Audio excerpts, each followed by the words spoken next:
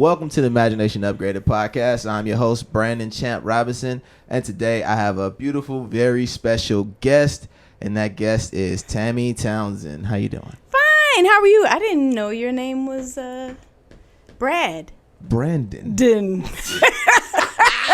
I always just refer you to Brad. Champ. I know most people just refer to me as Champ, but Yeah. I go by the three names and not just Champ Robinson, because sadly, now everybody's gonna do this, but if you Google Champ Robinson, I'm not the first person to come up, and the first person that does come up just so happens to be a gay porn star. Oh. Okay, there you go. So when I tell. Now you know I'm gonna look it up, right? I know, I gotta everybody's gonna look it up now. So don't do it at work. Right, So yeah. when I tell people my name, and then I'm like, hey, but don't Google me like that. Like, make sure you do Right. Brandon Champ Robinson, and then ultimately they do Google Champ Of course, Robinson, right, exactly. and Like, oh, they okay. get a rude awakening Right. at that point, Or they get a no, happy. nice They surprise. get a nice It surprise. depends. My name is less interesting than yours. I have my Instagram is Tammy Townsend 10, and that's because there are 9 other Tammy Townsends before me. Tammy Townsend is a very, very common name. I thought when I first met you, I thought you were related to Robert Townsend. I used to tell people that so I could get jobs. And then actually Robert gave me a gig because I said, I'm your cousin, right? He was like, no, you're not, but that's cute. But I'm taking it. Right, exactly. Okay, good. To explain how I met Tammy, Yes. we did a movie called The Workout Room that I was hired to direct, and Tammy was brought on to that movie, and Yes. she was awesome in it. You should go check it out. It is now released on Amazon and Vudu, I think it is. I don't know. I think it's should Vudu. know. Amazon and Vudu. I know Amazon. That's like the one that I always tell people. So go look Yeah. at it on Amazon Prime. But she was on that movie, and she was amazing, and that's how we met. And when they told me that it was Tammy Townsend, I was like, oh, it's Robert Townsend's daughter.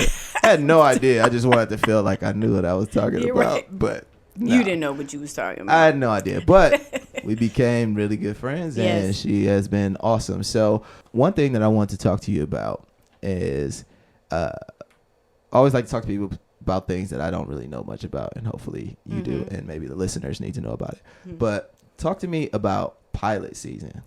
I've been trying to understand pilot season, but I don't have anyone to talk to about it. Okay, so pilot season, it is different now because it used to just be the top of the year, like January to like March. But now with all the different networks and stuff, it is pretty much year round. Okay. It just gets a little heavier. It's the heaviest and most popular, most known towards the top of the year. And you have people from all over the states coming to Los Angeles in particular. And it's basically all the new shows or that people want to get sold to different networks and stuff. And so they have a bunch of new shows, and only within all the shows that are being produced, only a certain few actually get sold and put on the air. So from the actor's perspective, we audition for a particular pilot, and it's mainly 3 or 4 sessions that you go through before you get to the actual test. Okay. So it's like 3 auditions. The first is with a casting person, and the second is with like the writers and director, producers. The third one would be like what they call a studio kind of a work one. So they pair you up with different people that are going to be in the main scenes that you're going to be in the pilot. So just to kind of get a chemistry read.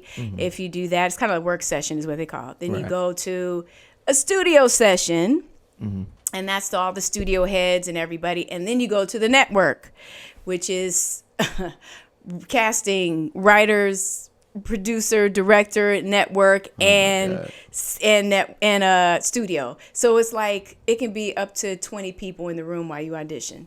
This sounds Yeah. very strenuous. Yeah, no, it's not strenuous at all. No. I mean, You're like- I see people get like really stressed out around pilot season, but they're also like excited that it is. Yeah, pilot right, season at the right. same I mean, time. it's an opportunity that you can, get on this television series, which a lot of actors would like to do. It's like Right. steady work. But yeah, once you get down to that very last one, the network's test, you're signing contracts and going through all that kind of thing. So when you get it, then you shoot the pilot. And of course, hopefully, you're hoping that it gets sold. These are shows that have not been sold yet, or No. have not been picked up. No.